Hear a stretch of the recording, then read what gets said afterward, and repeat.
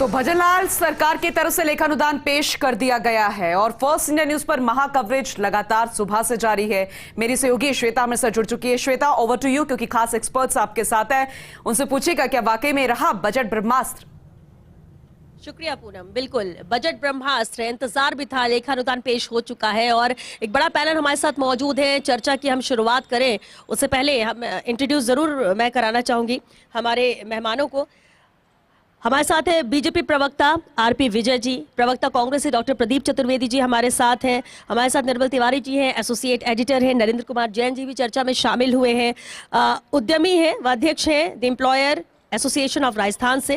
इधर विमल कोठारी जी भी हमारे साथ हैं, एसोसिएट एडिटर हैं, साथ ही सोनिया माहेश्वरी जी भी चर्चा में शामिल हुई हैं, महिला उद्यमी हैं, और सीए साक्षी खंडेलवाल भी चर्चा में मौजूद है, टैक्स एक्सपर्ट हैं। बहुत स्वागत है आप सभी का।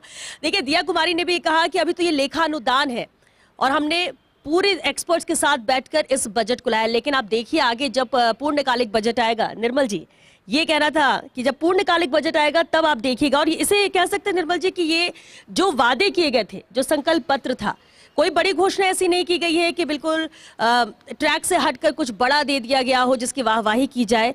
ना ही ऐसा है कि जिन सेक्टर्स की बात की जा रही थी, महिला, युवा, किसान, गरीब, इनको टच ना किया गया हो, इनके लिए भी सब कुछ है। कह सकते हैं कि जो संकल्प पत्र में संकल्प लिए गए उसकी शुरुआत इस बजट के जरिए। निश्चित तौर पर श्वेता, आपने बहुत ही अच्छा एनालिसिस भी किया कि जो संकल्प पत्र जो जारी किया था भाजपा ने, उस संकल्प पत्र से जुड़ी ही घोषणाएं इस लेखानुदान में रखी गई हैं। देखिए, चूंकि लेखानुदान था तो बहुत बड़ी घोषणा है, तो इससे वैसे भी अपेक्षित नहीं थी, क्योंकि 3 से 4 महीने का आपको लेखानुदान लेना है, उसके बाद लोकसभा चुनाव है और फिर केंद्र का जो आम बजट आना है, उसके बाद राज्य का पूर्ण बजट तब आना है। लेकिन खास बात ये थी, देखिए उसमें जो 6 ऐसे सेक्टर होते हैं जिनको पब्लिकली बहुत जल्दी पब्लिक जिनसे रिलेट करती है और पब्लिक को उसमें एक क्विक रिस्पांस चाहिए सरकार की तरफ से। वो होता है शिक्षा, स्वास्थ्य, सड़क, पानी, बिजली और रोजगार। ये 6 जो सेक्टर हैं, इनको इस लेखानुदान में खास तरजीह दी गई है, खासकर। और देखिए, पेयजल को लेकर भी उन्होंने बहुत बड़ी बात की कि ईआरसीपी का जो आकार था 37,000 करोड़ से बढ़ाकर 45,000 करोड़ कर दिया। लेकिन उसके साथ साथ उन्होंने ये भी कहा है कि जल संरक्षण ढांचों को भी लगाया जाए ग्रामीण क्षेत्रों में, ताकि पेयजल और सिंचाई के जो जल जिसके लिए उपलब्ध है उसकी कीमत को समझा जा सके। भूजल स्तर बहुत तेजी से नीचे गिर रहा है, उसको बचाया जा सके। तो और जो मुख्य प्रधानमंत्री ने जो 4 जातियां बताई थी, गरीब, युवा, किसान और महिला, चारों के लिए इसमें अहम घोषणाएं की गई। हालांकि इसके लिए कोई बहुत बड़े वित्तीय प्रावधान नहीं किए, लेकिन जिस तरह के प्रावधान किए गए हैं वो बहुत महत्वपूर्ण है और आगे जब पूर्ण बजट आएगा तो उसका एक रोड मैप इसको देखा जा सकता है, इस लेखानुदान। बिल्कुल, और क्योंकि बीजेपी कांग्रेस से भी हमारे एक्सपर्ट्स यहाँ पर मौजूद हैं, उनसे भी रिएक्शन हम ले पॉलिटिकली, तो विमल जी का रुख कर लेते हैं। विमल जी, एक हाईलाइट जरूर चाहेंगे, उद्यमी उद्योगों की बात करते हैं हम, इंफ्रास्ट्रक्चर की बात करते हैं। मोटे तौर पर जो उम्मीद की जा रही थी या इंफ्रास्ट्रक्चर को मजबूत करने के लिए, क्योंकि उद्योग उसमें ऑटोमेटिक आते हैं, और एमनेस्टी स्कीम्स की हम बात कर लें, क्या नजर आता है उस लिहाज से? देखिए, अगर इस बजट लेखा अनुदान की बात करें तो लेखा अनुदान में सरकार ने अपनी तरफ से एक रोड मैप सामने रखा है और उम्मीद यही की जा रही है कि सरकार की जो मंशा है वो यही है कि राजस्थान में नया निवेश आए। राजस्थान के जो मौजूदा उद्यमी हैं वो सारे उद्यमी अपना इंडस्ट्री के डेवलपमेंट के ऊपर फोकस करें। और जो भी इन्होंने घोषणाएं की है, मैं सबसे खास बात ये विजय जी, अब बजट कैसा है ये तो एनालिसिस बाकी लोग और फीडबैक भी देंगे कि कितना बेहतर क्या नहीं, लेकिन जो अभी गोविंद सिंह डोटासरा ने कहा, जो सवाल उठा रहे हैं इस बजट पर, वित्त मंत्री पर, इसका आप जवाब दे दीजिए कि ये सब सिर्फ लोकसभा चुनाव के मद्देनजर ही उसी को ध्यान में रखकर है, बाकी कुछ आम जनता के लिए नहीं। श्वेता जी, सबसे सर्वप्रथम तो फर्स्ट इंडिया के सभी दर्शकों को मेरा अभिनंदन, नमस्कार। मेरा ये कहना है कि डोटासरा जी बिल्कुल सही बात कह रहे थे। वो क्या बात कर रहे थे आपको पता है ना, सामंजस्य नहीं था। ये उनकी सरकार में नहीं था, उनके सरकार में कोई सामंजस्य नहीं था। उनके नेता को मंत्री नहीं मानते थे, मंत्री को मुख्यमंत्री नहीं मानता था। इस तरीके की घटनाएं उनके साथ होती थी, तो उनको वही चीज़ें दिख रही है जो उन्होंने किया है। तो वो बात आज में हमारे यहाँ पे बहुत कोऑर्डिनेशन है। अगर मुख्यमंत्री और डिप्टी मुख्यमंत्री जो हमारी है, डिप्टी चीफ मिनिस्टर, उनमें बहुत कोऑर्डिनेशन है। तो जो उनकी यहाँ कमियां थी, उन कमियों का वो देख करके बात कर रहे थे, तो बिल्कुल सही बोला। बट ये जो बजट आया है, ये बजट सर्वसमावेशी है। इसके अंदर आपने देखा होगा जो उन्होंने 4 चीज़ें बोली दिया जी ने, कि बिजली, पानी, सड़क और रोजगार, ये 4 चीज़ें तो होती ही थी। 2 चीज़ें उन्होंने हेल्थ और एजुकेशन और जोड़ दिया इसके अंदर। अब ये सर्वसमावेशी हो गया, इसलिए इसको कहते हैं सर्वसमावेशी, कि इसके अंदर अब कुछ बचा ही नहीं। जो सबको लेना था सबको साथ में लेकर के वो काम किया इन्होंने। तो आज की तारीख में जैसे युवाओं के लिए किया, युवाओं के लिए ये कह रहे थे कुछ नहीं किया, 70,000 नौकरी की घोषणा करी है, जबकि ये तो इंटरिम बजट है। जब मेन बजट आएगा जुलाई के अंदर तब देखो घोषणाएं क्या होती है। अभी बहुत ज़्यादा नहीं करना था, और सिर्फ हम लेखा अनुदान पास करवाने के लिए 4 महीने का जो होता है ये बजट, इंटरिम बजट उसके लिए होता है। फिर भी जो हमारे संकल्प पत्र में हमने जो बातें कही थी उनको हमने ध्यान में रखा है और वो काम हमने किया है। ठीक है। इन भारतीय जनता पार्टी हमेशा ग्रोथ और डेवलपमेंट में विश्वास करती है, जबकि आपको मालूम है कांग्रेस के टाइम पे न ग्रोथ न डेवलपमेंट, ये दोनों चीजें बंद हो चुकी थी। ये मेरा मानना है। प्रदीप जी, आरपी विजय जी ने जो कहा कि ग्रोथ डेवलपमेंट तो सिर्फ बीजेपी गवर्नमेंट में होता है, कांग्रेस में क्या होता है ये सब ने देखा, लेकिन इस बजट को लेकर जो रिएक्शन अभी गोविंद सिंह डोटासरा ने दिया, क्या आप भी उसी पर काम है कि आपको भी कुछ भी इसमें नजर नहीं आता? जबकि 70,000 भर्तियों की घोषणा की गई, एआरसीपी को लेकर, युवा महिला सबको लेकर कुछ ना कुछ घोषणा है, और ध्यान रखना होगा कि ये लेखा अनुदान था। श्वेता जी देखिए, सबसे बड़ी बात यह है कि हमारे प्रदेश अध्यक्ष और विधायक गोविंद डोटासरा ने अभी जो बात कही है उस पर गौर करें। उन्होंने जो सत्यता है उसकी बात की है। सवाल वही है कि योजनाएं वही हैं, कार्यक्रम वही हैं। आप इस लेखानुदान बजट में जिस तरह की बात कर रहे हैं, सबसे बड़ी बात यह, बजट का प्रावधान क्या होता है? बजट का प्रावधान होता है कि आप आम व्यक्ति की जेब में पैसा पहुंचाएं। ये ध्येय कहीं पर भी दिखाई नहीं दे रहा है। दूसरी बात यह है कि जो पुरानी योजनाएं हैं जिसका भी आपने प्रावधान किया, आपने घोषणाएं तो बहुत की हैं, लेकिन सवाल यह है कि जब आप ये कह रहे हैं कि एक तरफ जातीय सरकार ने आपको खाली खजाना दिया है, तो फिर आपने जो घोषणाएं की हैं उनका ये जो कार्यक्रम आपने बनाया है उसका प्रावधान कहां से होगा? इसकी आप कोई बात नहीं कर रहे हैं। आप घोषणाएं कर रहे हैं और आपको पता है कि आप अगले 3 महीने के लिए एक प्रावधान की बात कर रहे हैं, क्योंकि 3 महीने सरकार चलाने की आप चर्चा के लिए आपने ये लेखानुदान बजट पेश किया है। ये पूर्ण बजट नहीं है। आप सारी बातें चर्चा होती है तो आप कहते हैं कि साहब पूर्ण बजट आएगा तब उसमें प्रावधान करेंगे। सवाल यह है कि चाहे जो भी आपने लेखानुदान का बजट पेश किया है उसमें वो तर्कसंगत बातें क्यों नहीं है जो एक आम उपभोक्ता को मजबूत करे, उसको राहत दे, उसकी स्थिति को संवारे। तो ये ऐसी कोई स्थिति दिखाई नहीं दे रही है। और डोटासरा जी ने साफ साफ कहा है कि जो योजनाएं हमारी सरकार ने दी थी आपने उनको भी 2 महीने से रोका हुआ है। तो सवाल यह है कि दिल्ली से अगर बजट बनेगा, और जैसा मेरे साथी विजय जी ने भी कहा कि वो कह रहे हैं कि साहब हमारे में बहुत कोऑर्डिनेशन है। कोऑर्डिनेशन तब होता है जब आपको जिम्मेदारी दी जाती है।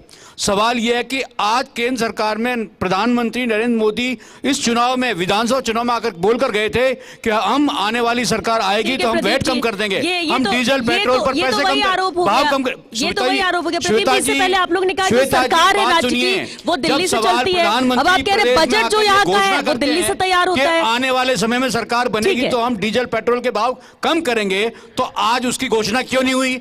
आज पूरा प्रदेश ये उम्मीद कर रहा था कि आज वैट कम करके लोगों को राहत दी जाएगी। ये भी तो हो सकता है कि कुछ दिन बाद हो जाए। चर्चा नहीं की गई। आपको पता होना चाहिए महंगाई का सबसे बड़ा अगर स्रोत है तो वो ईंधन है। पेट्रोल डीजल कम होता है तो उससे सारी चीजों के भाव कम होते हैं, महंगाई कम होती है। लेकिन जिस बारे में लोग आश्वस्त थे कि जैसा प्रधानमंत्री ने प्रदेश में विधानसभा चुनाव से पूर्व कहा कि हम वैट कम करके लोगों को राहत देंगे, उसका कोई संकेत उन्होंने इस बजट में नहीं दिया है। और कुल मिला के बजट केंद्र सरकार के इशारे पर पेश किया गया है जिसमें राज्य सरकार की कोई भागीदारी नहीं, कोई नहीं। अच्छा, यानी आप कहते हैं कि सरकार भी आप बनती है तो दिल्ली से सरकार बन रही है, या बजट भी पेश हो रहा है तो दिल्ली से ही पेश हो रहा है। हमारे 5 साल राज्य जी ने कहा यानी दिल्ली से जो बजट आया आप लोग तो फिर ये कहेंगे कि 5 साल सरकार भी राजस्थान की दिल्ली से ही चलेगी। सरकार का इसमें कोई जिम्मेदारी है ना नीतिगत फैसले। देखिए हकीकत यह है कि इस सरकार के सामने यानी भजनलाल शर्मा सरकार के सामने चुनौती ये नहीं थी कि एक बेहतर लेखा अनुदान या एक अंतरिम बजट पेश किया जाए। उनके सामने चुनौती ये थी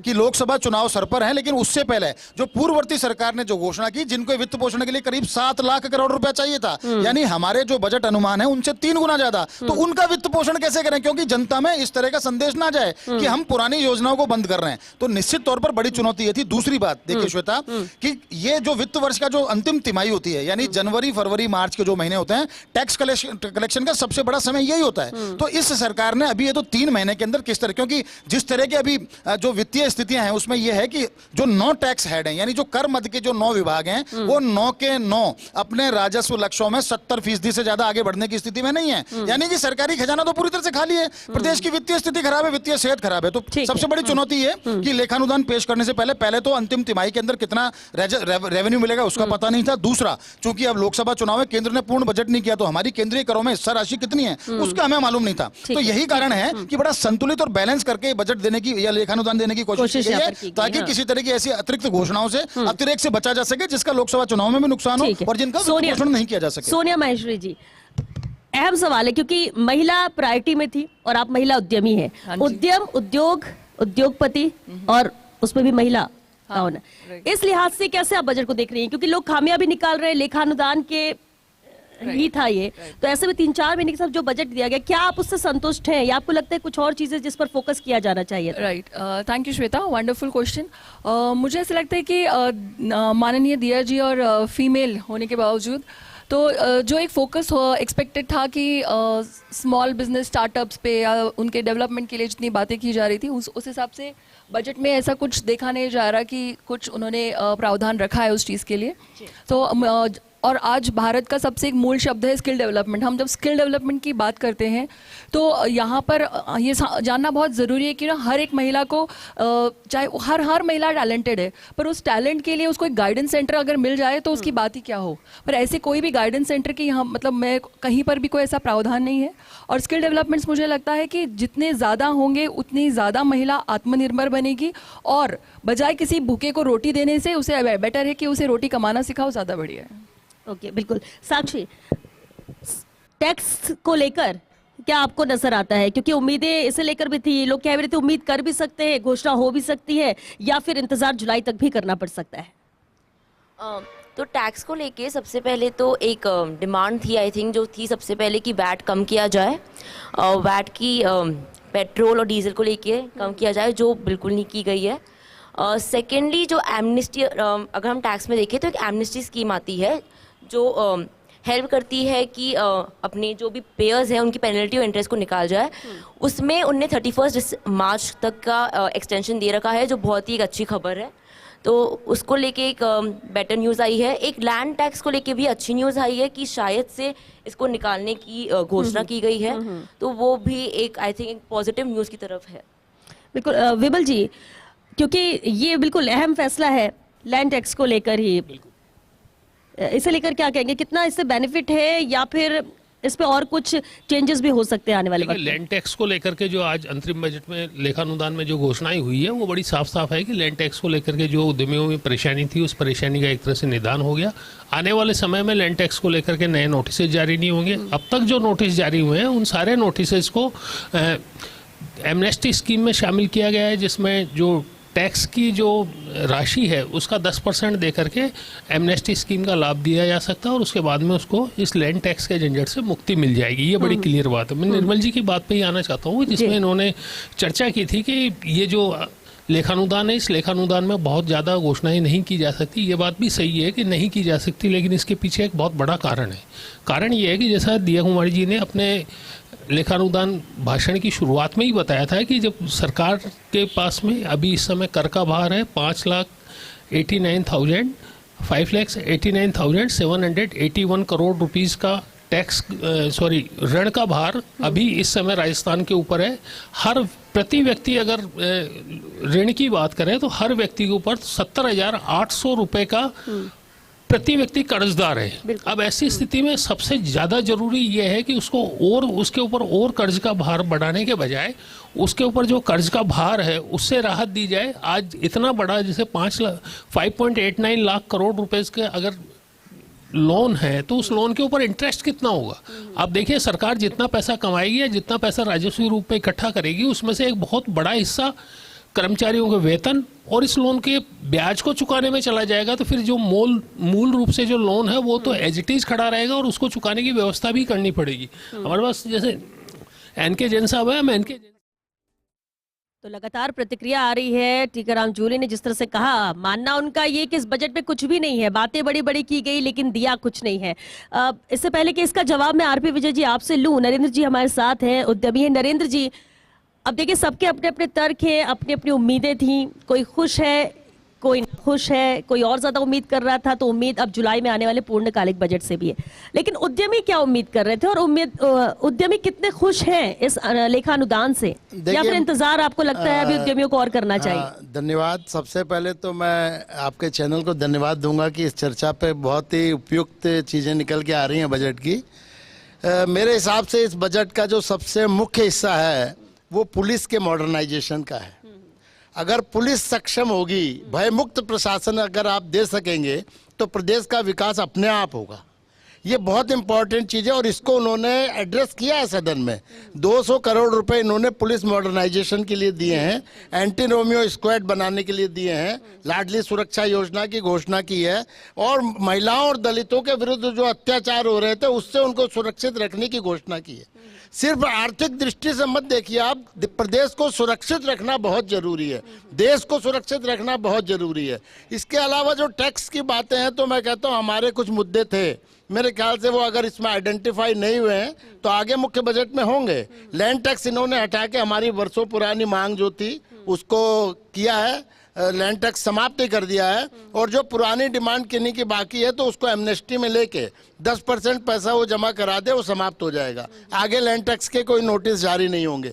इसी तरह गुड़ और चीनी पे जो मंडी टैक्स था, इसका विरोध मैं समझता हूँ पिछले 7-8 सालों से लगातार चल रहा था, इसको भी उन्होंने एड्रेस किया है। तो ये दो चीज तो एड्रेस हो गई, बट एक फायर सेस का बहुत बड़ा मुद्दा है इंडस्ट्री का, जो पूरे राजस्थान में लोग फायर सेस से परेशान है। हमने डिमांड भी की थी कि उसको एड्रेस करें, लेकिन मैं समझता हूं कि अभी इसमें नहीं हुआ है तो मुख्य बजट में होना चाहिए। और तब तक के लिए नगर निगम, नगर पालिकाओं को यह आदेश दे दें कि जब तक मुख्य बजट नहीं आता तब तक फायर सेस की वसूली का वो कोई प्रावधान न करें, ताकि इंडस्ट्री अपना भय मुक्त होके अपना उद्योग चला सके और वो अपना काम अच्छे से कर सके और प्रदेश के आर्थिक विकास में अपना सहयोग दे सके। जहाँ तक बजट आने का सवाल है तो मैं समझता हूँ, देखिए अब यहाँ भी भाजपा की सरकार है और केंद्र में भी भाजपा की सरकार है।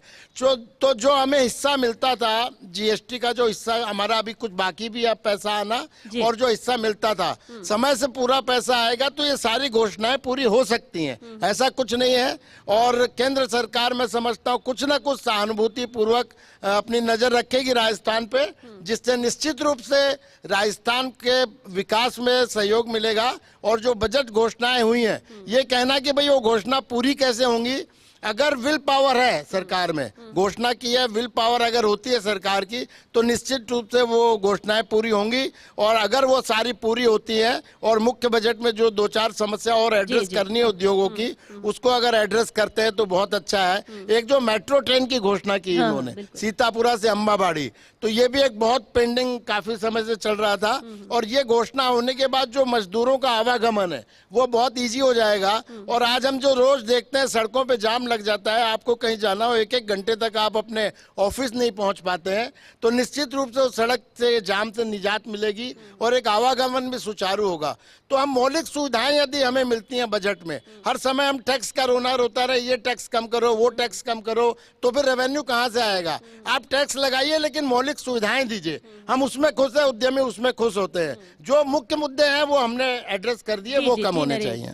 बिल्कुल नरेंद्र जी, अहम बातें आपने कही। और वैसे भी कहते हैं उम्मीद पर तो दुनिया कायम है, तो फिर उम्मीद पर राजस्थान की जनता क्यों ना रहे। उम्मीद करे, सकारात्मक रहे, और अभी जो नहीं हुआ तो उम्मीद ये कर सकते हैं कि जुलाई में हो, लेकिन अपनी बात जरूर रखना चाहिए। और जो बेहतर है वो बेहतर है और जो कमियां हैं वो कमियां हैं, दोनों पर ही हम एक बड़ा पैनल हमारे साथ मौजूद है और लगातार हम चर्चा इसी पर कर रहे हैं कि आखिर ये बजट यानी लेखानुदान कैसा रहा है। हालांकि उप मुख्यमंत्री, वित्त मंत्री का सीधे तौर पर कहना यही था, दिया कुमारी का, कि ये तो अभी लेखा अनुदान है, आगे देखिए जब मॉडिफाइड बजट आएगा, पूर्णकालिक बजट आएगा तो उसमें बहुत कुछ है जो मिलेगा। हालांकि कुछ मेहमान हमारे साथ जुड़ चुके हैं, उनसे भी रूबरू करा दें आपको। हमारे साथ है रवि गुप्ता जी, टैक्स एक्सपर्ट है। स्वागत है रवि जी आपका। विकास जैन जी भी चर्चा में शामिल हुए हैं, प्रबंध निदेशक है इंसुलेशन एनर्जी लिमिटेड से। आपका भी बहुत स्वागत है सर। एक अहम सवाल रवि जी रोजगार को लेकर उठता है और इस बजट में 70,000 भर्तियों की घोषणा भी की गई और साथ ही ये भी कहा है वित्त मंत्री ने कि अभी तो महज ये शुरुआत है, आगे तो और भी भर्तियां होंगी। कितनी उम्मीद युवाओं को इससे? सच में ये एक अच्छी घोषणा है, लेकिन केवल घोषणा करना पर्याप्त नहीं है। उम्मीद ये थी कि जो सरकार है वो युवाओं के लिए कुछ फोकस कदम उठाएगी और ये प्रपोजल भी आया है कि 70,000 नौकरियां जो अगला 1 साल है उसमें दी जाएंगी।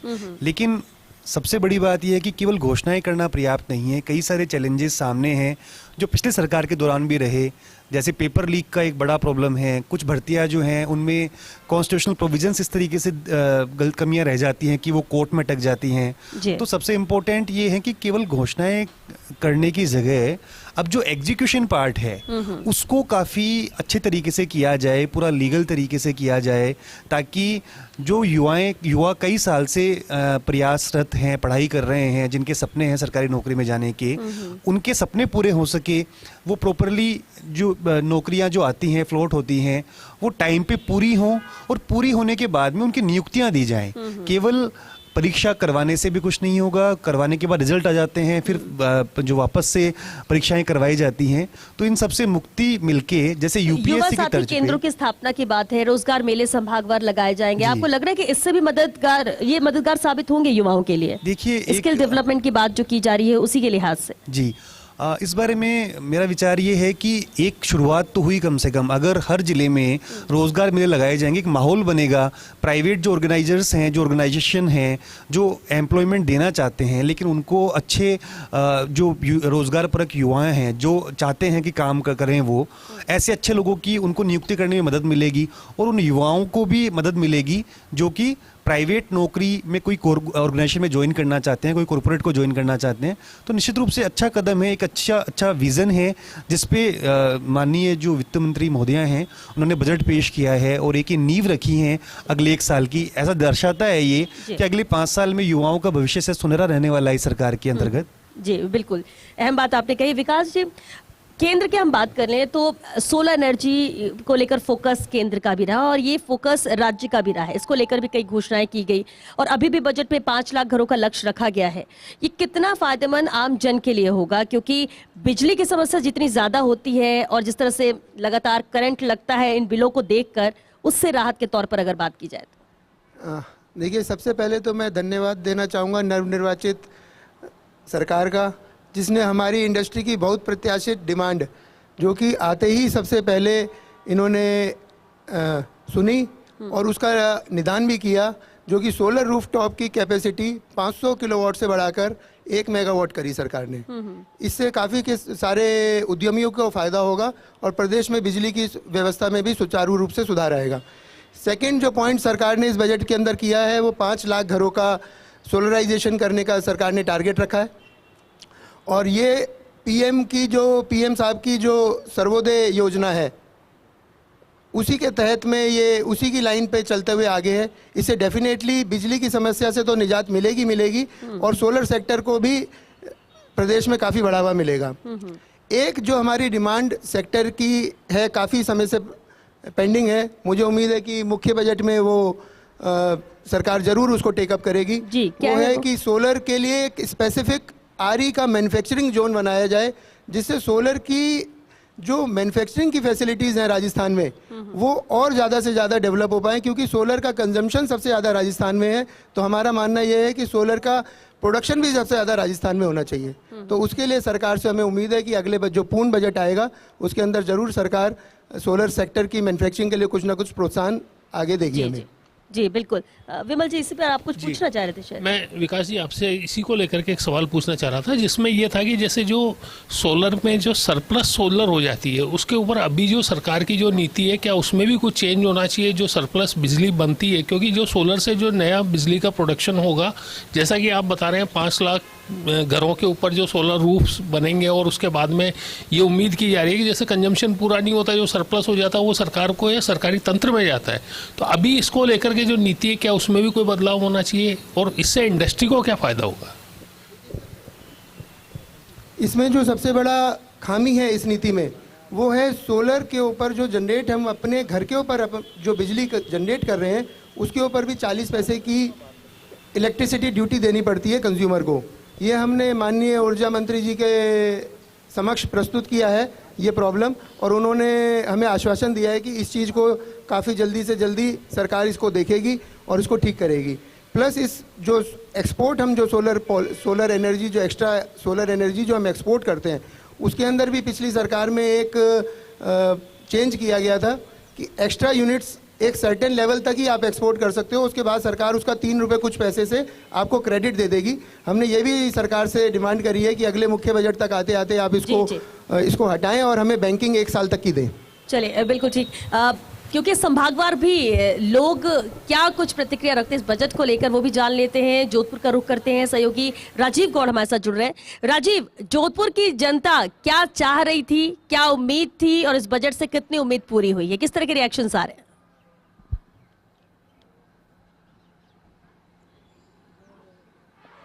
देखिए श्वेता, पिछली बार जब केंद्र सरकार का बजट आया था तभी हमारी ये बात हुई थी। आपने कितने ही सालों से कितने बजट पढ़े, हमने कितने बजट को कवर किया, प्रतिक्रिया जानी है, लेकिन बजट लैप्स नहीं हो, जनता का फायदा हो, ये हमारा लक्ष्य होना चाहिए। लेकिन सबसे बड़ी बात है, जोधपुर में वो तमाम वर्ग, चाहे भारतीय जनता पार्टी के नेताओं, कार्यकर्ता हो, प्रोफेसर हो, वकील हो, बिजनेसमैन हो या एलपीजी फेडरेशन से जुड़े हुए तमाम ऐसे लोग हमारे साथ में हैं जिनसे बात कर सकते हैं। क्योंकि देखिए, इस बजट को लेकर के अगर सीधे सीधे ये तो अनुदानित बजट है, जब पूर्णकालिक का बजट आएगा तब ये तस्वीर पूरी तरह से साफ होगी। लेकिन रिएक्शंस ले लेते हैं कि इन बजट को लेकर के किस किस तरह की जो प्रतिक्रिया, क्या प्रतिक्रिया इस बजट को लेकर? देखिए, बजट बहुत ही सराहनीय है, बहुत सभी वर्गों का ध्यान रखा गया। इसमें हर वर्ग, एजुकेशन ले लो, शिक्षा ले लो, किसानों को लेकर सभी तरह से। और जहाँ तक जैसे ARCP को लेकर मॉडिफाइड उसको PK से लिंक किया गया है, जिसको लेके हम 13 जिलों से लेकर 21 जिलों को पानी कंटों को मिलने वाला है, जो पिछली सरकार ने भी अड़ंगे लगाए थे, काफी काम किया था इसके अंदर अड़ंगे। क्या देखती है महिलाएं, कैसे देखती है? ये बहुत अच्छी बात है कि आज हमारे यहाँ पर दिया जी ने हमारा बजट पेश किया, लेकिन बजट के अंदर जैसे उन्होंने कॉलेजेस में हॉस्टल वो कैमरे लगाने की सुविधा दी। कैमरे लगाने से ठीक है, बच्चे प्रोटेक्ट रहेंगे, बच्चों के ऊपर नजर रहेगी, लेकिन उससे बच्चों का विकास कैसे होगा? हमें बजट में ये चाहिए था कि बच्चों को प्लेसमेंट कैसे मिले, बच्चों के लिए कॉलेज में इंफ्रास्ट्रक्चर उनका सुधारा जाए, उनके बच्चों के प्लेसमेंट की जाए। प्लस हम ये चाहते हैं कि जो उन्होंने बेरोजगारों के लिए, जो उन्होंने बुजुर्गों के लिए 70% की वो सुविधा दी कि 70% की माफ कर दिया जाएगा किराए के अंदर, लेकिन उन्होंने अभी हम जिस चीज के लिए अपेक्षा चाह रहे थे, उनसे उम्मीद कर रहे थे कि पेट्रोल के भाव जो कम होंगे, वो तो उन्होंने हमारे को 1% भी हमारे को कोई उम्मीद नहीं दिखाई है। लेकिन क्या आप क्या कहेंगे सर? इस बजट में विशेष तौर से मैं कहूँगा, बाकी गरीब का तो सभी सरकारें ध्यान रखती आई हैं, लेकिन जो इंडस्ट्रियल डेवलपमेंट है, औद्योगिक विकास पे इस बजट में कोई भी चर्चा नहीं हुई है।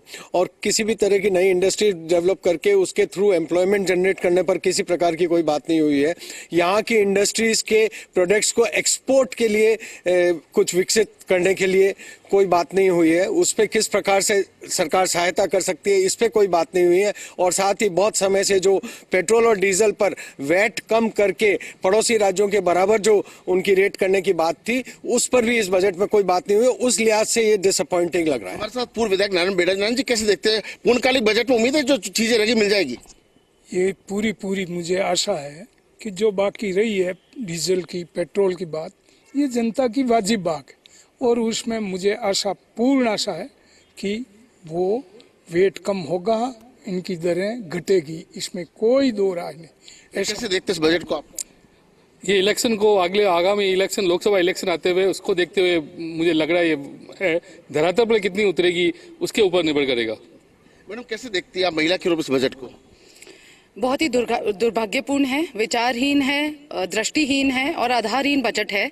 ये राजस्थान का बहुत दुर्भाग्य है कि इस टाइप का बजट मिला है उसको इस बार में। और मैं एक ही चीज पे ध्यान आकर्षण करूंगी। वैसे पूरा बजट अभी पढ़ना बाकी है, पर इन्होंने रोडवेज के लिए वरिष्ठ नागरिकों के लिए जहाँ 30% छूट थी, वहाँ 50% की है। इन्होंने ये नहीं देखा कि जो रेलवे में हमने छूट दी थी जब हमारी UPA सरकार थी, रेलवे टिकट पे 50% की वरिष्ठ नागरिकों को थी, वो इन्होंने गायब कर दी और उस पर कोई चर्चा नहीं की। तो ये गरीबों को और गरीब और अमीरों को और अमीर करने की। ठीक है राजीव, वापस आपका रुख करेंगे क्योंकि पैनल यहाँ भी है और रिएक्शंस वहां से भी लेना जरूरी था। वापस आपका रुख करेंगे, लेकिन सुरेश गर्ग जी, ये जो प्रतिक्रिया आ रही है अलग अलग तरह की, देखिए तारीफ भी हो रही है तो कमियां भी लोग बता रहे हैं, लेकिन क्योंकि आप अभी भी हमारे साथ जुड़े हैं, बीजेपी के इस बजट को, सरकार के इस बजट को खासतौर से अगर हम बात करें तो क्या वाकई में माना जाए कि न लोकसभा का ध्यान रखा गया है, न कुछ, बस ध्यान ये रखा गया है कि सरकार कैसे काम कर सकती है और उस लिहाज से हम कितना दे सकते हैं, वही कोशिश है? देखिए, बजट हर चीज को ध्यान में रखते किया गया। आप ये देखिए कि पिछली बार जो 2023-24 का बजट था वो 3,90,000 करोड़ रुपए के लगभग का बजट था। अब की बार 4,80,000 करोड़ रुपए का बजट है, यानी कि 90,000 करोड़ रुपए बजट के अंदर बढ़ाया है। जब 90,000 करोड़ रुपए का अगर बढ़ाया है तो सब क्षेत्र के अंदर ध्यान में रखते हुए, महिलाओं को ध्यान में रखते हुए, अब आप देखो किसान क्रेडिट कार्ड की तरह गोपाल क्रेडिट कार्ड बनाना है, उज्ज्वला योजना के अंदर 450 रुपए का कांग्रेस तो कह सिलेंडर रही कि देना है। उसी की जो योजनाएं थी उसी को आगे थोड़ा थोड़ा बढ़ा दिया गया और श्रेय लेने के लिए नहीं, ऐसा अब कि धरती करांचुली को भी आपने सुना वो होगा अभी। जो योजनाएं हैं वो तो कंटिन्यू है, इसके अलावा भी अब आप ये देखिए कि जो रोडवेज बसें के अंदर 30% छूट चलती थी उसको 50% छूट किया है। और युवाओं को हमने 2.5 लाख भर्ती का जो हमारा संकल्प पत्र है उसमें 2.5 लाख भर्ती के लिए कमिटमेंट किया था, उसमें से फर्स्ट ईयर के अंदर ही हम 70,000 भर्ती कर रहे हैं। तो ये हमारा जो संकल्प पत्र है उस संकल्प पत्र को आधारित मानते हुए ये बजट प्रस्तुत किया गया है। इसमें युवा, महिला, किसान सबको ध्यान में रखते हुए बजट किया गया है। और निश्चित रहिए कि अभी ये क्या है कि अंतरिम बजट है, जिस तरह से जुलाई के अंदर और फिर पहली बार 20 से ट्रेलर है, पिक्चर अभी पूरी बाकी है, उसके लिए जुलाई तक का इंतजार करना होगा। 20-25 साल के अंदर एक महिला ने महिला है वो वित्त मंत्री के रूप में बजट पेश किया। ये एक बहुत अच्छी बात है, राजस्थान के लिए बहुत अच्छी बात है। ये कभी महिला वो मर्दों का प्रदेश कहा करते थे, लेकिन आज देखिए आज एक महिला बजट पेश कर रही है, तो ये अच्छी बात है। तो मेरा कहने का मतलब ये है कि अब जैसे मंदिरों के लिए इन्होंने पिछली बार घोषणाएं की थी, लेकिन वो घोषणाएं थी कोई किसी तरीके का मंदिर के ऊपर खर्चा नहीं किया गया था। हमने मंदिरों में और मंदिर ऐड करके उसमें 350 करोड़ रुपए का खर्चा करने के लिए प्रावधान लिए। तो मंदिर है, रोडवेज है, जो घोषणाएं की गई है वो हम सिर्फ घोषणाएं नहीं है, उसे नहीं, ये धरातल पे आएगी। ये देखिए मोदी की गारंटी गारंटी है, मोदी की गारंटी का मतलब काम होने की गारंटी। तो इसलिए आप निश्चिंत रहिए, जो भी काम होगा निश्चित रूप से होगा। बिल्कुल। इकोनॉमिक रिवाइवल टास्क फोर्स, इसका गठन किया गया है। निर्मल जी से समझना चाहेंगे काम कैसे करेगा और कितना बेनिफिशियल ये साबित होगा। देखिए श्वेता, भाजपा सरकार का एक विजन बड़ा क्लियर है कि ऐसी उम्मीदें बंधाई नहीं जाएं जिन्हें तोड़ना पड़े। लेखानुदान है और चूंकि लोकसभा चुनाव सर पर है तो निश्चित तौर पर प्रदेश की वित्तीय सेहत को ध्यान में रखकर के तमाम प्रावधान किए जाने थे। Rajasthan economic revival task force का गठन किया गया है। ये बहुत बड़ा निर्णय है जिस पर अभी तक चर्चा नहीं की गई है और उस बिंदु को कोई उतनी मान्यता नहीं दे रहा जितना वो गंभीर विषय है। देखिए, राजस्थान की अर्थव्यवस्था को किस तरह से पटरी पर लाया जाए, यहाँ के जो आम जनमानस है उसका उत्थान किस तरह से किया जाए, नए कर किस तरह से लगाए जाए, पुराने करों का किस तरह से सरलीकरण हो, इसके लिए इस टास्क फोर्स का गठन इसमें करने का प्रावधान किया है। जब ये टास्क फोर्स बन जाएगी तो ये बताएगी कि पैसा कहां से आएगा, कहां लगाना चाहिए और उसका कितना लाभ हम आम जन को दे सकते हैं। तो यही कारण था कि Rajasthan economic revival task force का गठन किया गया। इसमें कौन सदस्य होंगे उनकी भी घोषणा जल्दी कर दी जाएगी। और जो महत्वपूर्ण बात आज के बजट, दिया कुमारी जी को बहुत बहुत बधाई देना चाहूंगा कि उन्होंने आम आदमी की अपेक्षाओं के अनुरूप बजट पेश किया है। सबसे पहले आज सबसे बड़ी समस्या युवाओं के सामने रोजगार की है, तो 70,000 रोजगार देने की बात की है। फिर धार्मिक क्षेत्र आता है, 20 विशेष मंदिरों को 315 करोड़ रुपए लगा करके और उनको विकसित करने का, उनमें सुविधाएं जुटाने की बात रहेगी। पानी के पीने की दृष्टिकोण से 25 लाख घरों को शुद्ध नल का जल मिलेगा। ऊर्जा की दृष्टिकोण से 5 लाख घरों पर रूफटॉप लगेंगे। बेटियों को शिक्षा की दृष्टि से 1 लाख रुपए का बॉन्ड मिलेगा और 11वीं 12वीं के बच्चों को 1-1 हज़ार रुपया मिलेगा। वृद्ध महिलाओं को 150 रुपया पेंशन वृद्धि कर दी गई है। आशा सहयोगिनी बहनें जो हैं उनकी भी 10% वृद्धि कर दी गई है वेतन में। और खास बात मैं आपसे निवेदन करना चाहूँगा कि केवल जो हमारे वरिष्ठ नागरिक हैं उनको बसों में 30% की छूट थी, अब वो 50% कर दी गई है। तो वृद्ध है, युवा है, किसानों को जहाँ किसान सम्मान निधि में भारत सरकार के बराबर वृद्धि की गई है, 6,000 रुपये भारत सरकार, 6,000 रुपया राजस्थान सरकार देने की बात है। और उसके साथ साथ में गोपालकों को क्रेडिट कार्ड दे करके उनको ऋण दिया जाएगा, सस्ता ऋण दिया जाएगा। तो किसान, मजदूर, युवा, महिला, छात्र, ये सब कुछ होगा।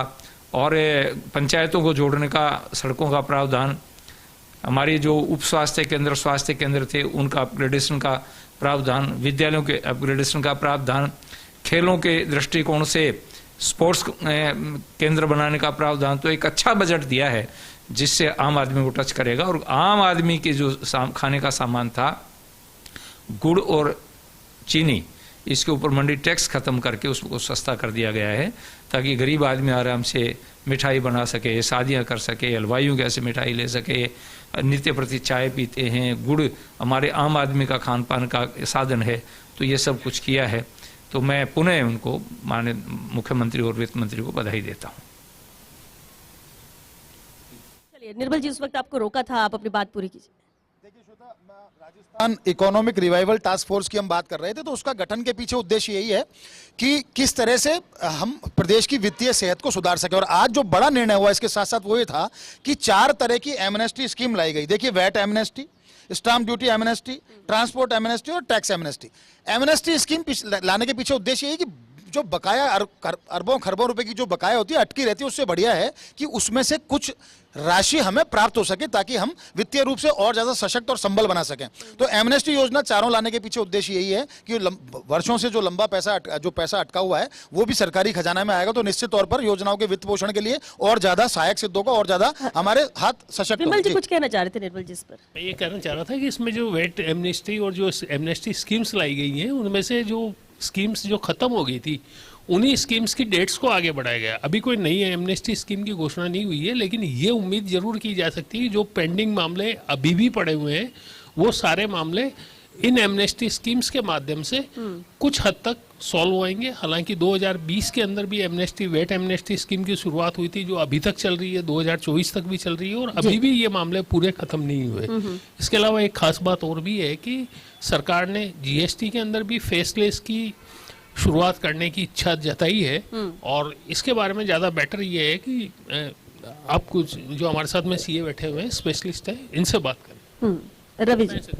जी सर, मैं ये कहना चाहूँगा कि प्रेजेंट में जो सेंट्रल टैक्स अथॉरिटीज़ हैं, जो यूनियन जिनको कंट्रोल करती है, वहाँ पे फेसलेस पे काफ़ी जोर दिया जा रहा है और ऐसा इंफ्रास्ट्रक्चर भी डेवलप हो गया कि फेसलेस माहौल में वर्चुअल हियरिंग्स हो रही हैं, टैक्स पेयर को जाने की ज़रूरत नहीं है, उनके समय की कॉस्ट की बचत हो रही है। तो स्टेट में भी ये मांग की जा रही थी कि क्योंकि जीएसटी अब सेंट्रल और टैक्स दोनों, सेंट्रल और स्टेट दोनों कंट्रोल करते हैं, एडमिनिस्टर करते हैं, तो यहाँ भी ऐसा माहौल बनाया जाए। तो जो यशस्वी मुख्य वित्त मंत्री जी हैं, उन्होंने इस बारे में एक बात कही आज कि फेसलेस करने का काम किया जाएगा और जितना हो सकेगा आईटी को यूज करके टैक्स पेयर्स को बेनिफिट दिया जाएगा। तो एक अच्छा कदम है, एक अच्छी पहल है, जिससे जो व्यापार है, व्यापारी हैं, प्रोफेशनल्स हैं, उनको बहुत राहत मिलेगी। उनका यूजफुल समय जो है वो सही जगह पे लग सकेगा। केवल वो क्योंकि काफ़ी ज़्यादा ट्रैफिक है आज सिटीज़ में, तो वहाँ वो ना उलझ के अपने समय को अपने ऑफिस से बैठ के अच्छा काम कर पाएंगे, केसेस भी जल्दी डिस्पोजल होंगे और अल्टीमेटली व्यापारियों को राहत मिलेगी। और व्यापारियों को राहत मिलेगी तो क्योंकि कोई भी राज्य की समृद्धि जो है उसका आधार व्यापार है। टैक्स पेयर, टैक्स ऑफिसर्स सब जो हैं वो केवल व्यापारी के बेस पे हैं, व्यापारी हैं तो ये सारी चीजें हैं। तो एक व्यापारियों को सहूलियत देने की तरफ ये एक अच्छा कदम होगा, ऐसी हम उम्मीद कर सकते हैं। जी बिल्कुल, ये उम्मीद की जा सकती है। और देखिए, हर कोई अपने अपने लिहाज से, जहां आपको फायदा है वो आपको लगता है बजट अच्छा है, जहां आपके लिहाज से कोई बड़ी घोषणा नहीं होती, आपको लगता है क्या है इसमें तो कुछ कमी ही है। साक्षी, अब टैक्स के लिहाज से बात करें तो यही होता है कि टैक्स में थोड़ा रियायत मिल गई तो फायदा, क्योंकि जिसको टैक्स भरना है उसके लिए तो इससे ज्यादा जरूरी कुछ और नहीं है। इस लिहाज से देखें तो क्या माने कि अभी थोड़ा और इंतजार करके जब पूर्णकालिक बजट आएगा उस लिहाज से भी कुछ अहम घोषणाएं हो सकती हैं। अभी शायद ये इतना जरूरी नहीं लगा, फिर भी जो घोषणाएं की, जैसा कि अभी रवि जी ने और विमल जी ने कहा, उस लिहाज से तो फिर भी बेहतर है। तो अगर हम फाइनेंस बजट को देखते हैं जो निर्मला सीतारमण जी ने निकाला था, वो भी एक इंटरिम बजट था। उसमें भी जीएसटी को लेके, टैक्स को लेके ज़्यादा घोषणाएं नहीं की गई थी। तो ये मैं कहूँगी कि बिल्कुल जो मेन बजट आएगा उसमें ज़्यादा हमें चेंजेस दिखेंगे। शायद टैक्स पेयर्स के लिए और बेनिफिट्स निकल के आ सकते हैं। तो आई थिंक ये पॉजिटिव रहेगा कि अभी इंटरिम बजट को ही एज सच हमेशा बोला गया है कि इससे बेटर मेन बजट आएगा, जहाँ पे जब गवर्नमेंट बनेगी उसके बाद जो हमें चेंजेस दिखेंगे। बिल्कुल। प्रदीप जी, अब क्योंकि जिस तरह से कांग्रेस से भी रिएक्शन आ रहा है, हमने सुना था नेता प्रतिपक्ष टीकाराम जूली जी को भी, गोविंद सिंह डोटासरा को भी, इनका कहना ये है कि बजट में कुछ भी नहीं दिया गया किसी भी सेक्टर में। क्या वाकई में आप ये मानते हैं, क्योंकि जो घोषणाएं हुई हैं भर्तियों को लेकर, क्योंकि अभी तो सिर्फ घोषणा की जा सकती है, उससे इंप्लीमेंट कैसे करेंगे ये बात की बात है। तो क्या इस लिहाज से भी देखें तो आपको भी लगता है कि वाकई में कुछ नहीं है? श्वेता, हेलो श्वेता, नहीं आवाज नहीं आ रही।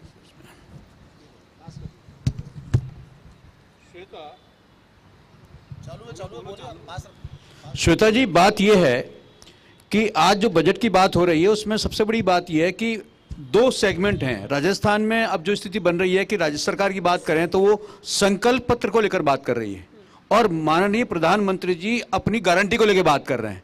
अब सवाल यह, गारंटी पर विश्वास किया जाए या संकल्प पत्र की बात की जाए। अब आप मुझे बताइए कि प्रधानमंत्री जी ने राज्य में जब चुनाव हुए विधानसभा के, तब उन्होंने विधानसभा चुनाव पूर्व से कहा कि वो डीजल और पेट्रोल वेलकम करेंगे। तो हम इसे गारंटी माने, तो गारंटी माने तो ये पूरी क्यों नहीं हो रही है? अगर ये संकल्प पत्र का पार्ट है तो राज्यसभा इसमें क्या कर सकती है? और सवाल ये, मेरा एक बेसिक सवाल सुनिए। सुरेश जी, जो अभी इन्होंने कहा, क्या वाकई में वादा ये किया था कि सरकार बनते ही वैट माफ करेंगे, आप लेस करेंगे? वादा ये किया था कि हम पेट्रोल डीजल के भाव कम करेंगे। आपने देखा होगा हमने वादा किया था 450 रुपए में सिलेंडर दिएंगे। 1 जनवरी को 450 रुपए में उज्ज्वला योजना वालों को हमने एक जनवरी से हम कम निश्चित रूप से कम करेंगे। या तो अभी चुनाव से पहले हो जाएगा या फिर अभी जो बजट आएगा उसके अंदर जो पूर्ण बजट आएगा तब है। लेकिन गारंटी, मोदी की गारंटी है, जो गारंटी है वो पूरा होगा, पूरा होने की गारंटी है मोदी की गारंटी।